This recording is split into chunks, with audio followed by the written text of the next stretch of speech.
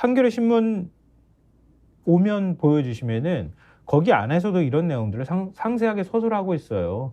그러니까 제목은 21대 국회 마지막 날까지 법안 의결, 거부권, 폐기, 악순환이 반복됐다 이렇게 돼 있는데 충분히 어느 정도까지 논리적인 설득력이 있을 만한 법안들을 올렸다고 하는 걸 한겨레 신문이 기사에서도 얘기를 하고 있어요. 그러니까 무더기 거부권을 행사하는 것으로 결국은 마무리가 됐는데 예를 들면 전세사기 특별법 개정안은 성구제 후 회수 방식을 둘러싼 여야 간 이견이 끝까지 좁혀지지 않았다 이렇게 얘기를 하고 있는데요. 야당은 피해자 구제가 우선이라고 주장했지만 정부 여당은 과도한 재정 투입과 다른 사기 피해자들과의 형평성 문제들을 들어서 완강하게 맞섰다고 합니다.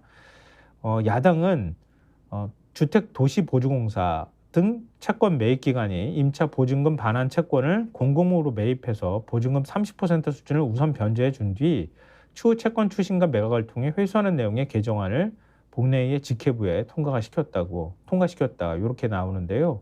국토부는 경매 차익을 활용해 전세 사기 피해자가 살던 집에서 최소 10년은 거주할 수 있도록 한 전세 사기 피해자 주거 안전 강화 방안을 본회의 하루 전날 발표하며 맞불을 놨다 이렇게 지금 한겨레 신문에 쓰고 있습니다. 그러니까 진즉에 이렇게 해도 되는 거를 안 하고 있다가 야권이 법안 통과시키려고 하니까 법안 통과시키지 못할 이유를 찾아가지고 지금 정부가 그런 명분을 만들고 있다 이런 얘기가 되는 거예요.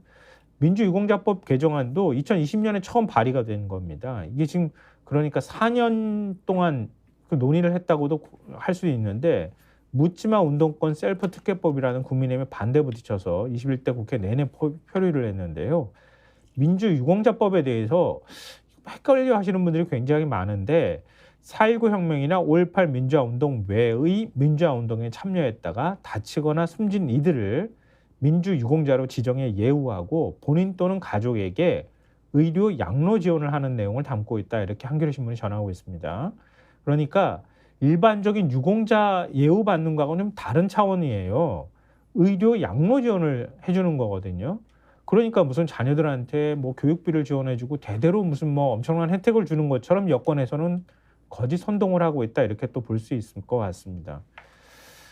강정의 국가보훈부 장관은 저희가 뭐 반대하는 이유에 대해서 얘기를 했는데요. 유공자를 가려낼 명확한 심사 기준이 없어서 부산 동의대, 서울대 프락치, 난민전 사건 관련자 등 부적절한 인물들이 유공자로 인정될 가능성이 있다. 그런 논리를 댔다고 하는데요. 국가보훈부가 심의를 할 수 있도록 돼 있잖아요. 심의해서 떨어뜨리면 되는 거 아닙니까? 그렇게 문제 있다고 생각하면.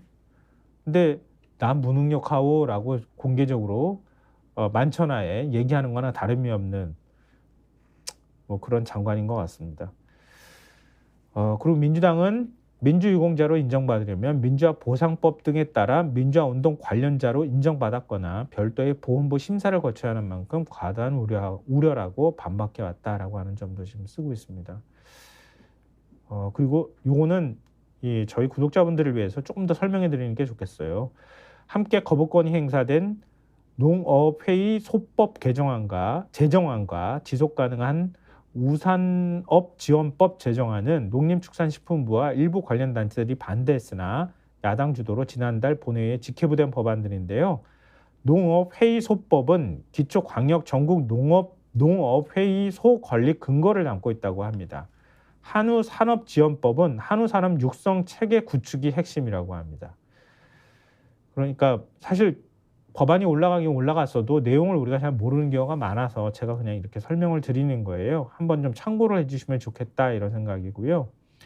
대통령실 고위관계자는 정치적 부담이 아예 없다고 할 수 없지만 절대 받을 수 없다는 당의 입장도 워낙 강했고 허점이 있어 도저히 받을 수 없는 법안들이다 이렇게 얘기를 하고 있다고 합니다.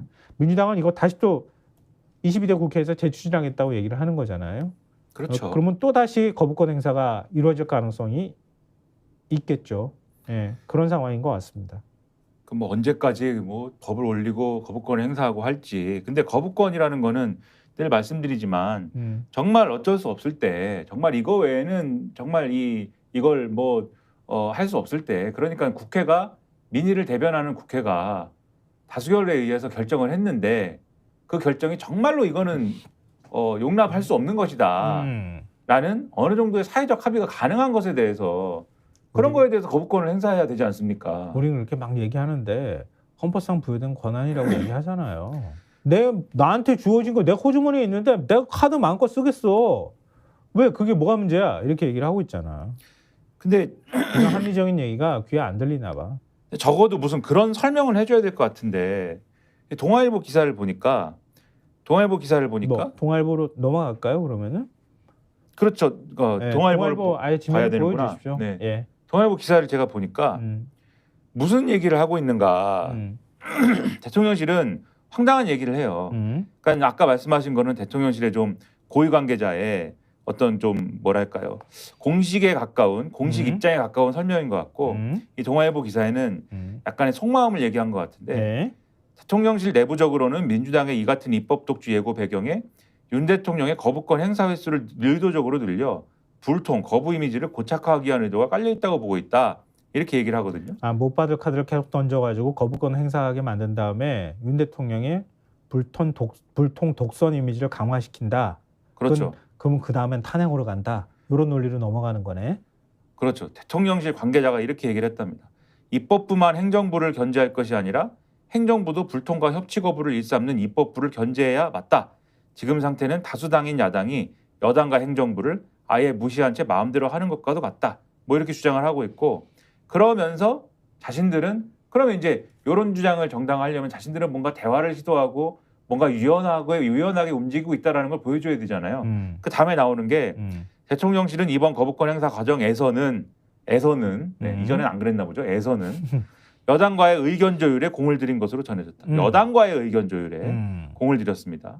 그래서 앞서 말씀드린 것처럼 전날 대통령실은 당의 뜻에 따를 것이다 이렇게 밝혔고, 대통령실 관계자는 22대 국회에서도 야당이 윤 대통령을 거부권 대통령으로 만들기 위해 거부권 행사를 계속 유도할 것으로 보인다면서 여당과 협의하며 야당과 맞서야 될 것이다 라고 말했다. 이렇게 되어 있습니다. 그러니까 앞으로도 계속 행사하겠다는 얘기네. 그러니까 예를 들면 제가 이게 쉽게 뭐 이렇게 비유를 하면 어떤 사람이 막 때리고서는 계속 때리면서 네가 맞을 짓을 하는 거는 자꾸 나를 때리는 사람으로 만들어서 나를 폭력적인 사람으로 이미지를 만들기 위해서가 아닐까? 그래서 자꾸 때리는 거예요.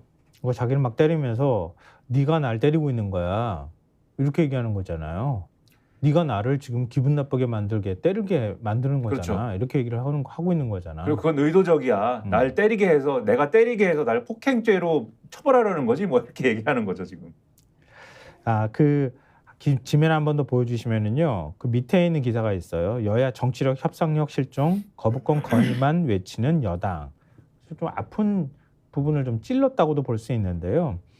정쟁으로 민생 법안이 처리하지 않은 책임은 야당에 있다. 이렇게 지금 야당 책임론을 추경호 원내대표가 제기하고 있다고 하는데요. 민주당 때문에 각종 상임위 본회의가 정상 진행되지 못했다. 책임은 거대 야당인 민주당이 오롯이 져야 한다. 이렇게 얘기를 했다고 합니다. 스픽스는 말하는 언론입니다. 대세는 유튜브, 그중에서 스픽스. 좋아요, 댓글, 구독, 알림 설정. 여러분이 저희를 사랑해 주시고 우리가 여러분을 사랑하는 4가지 방법입니다.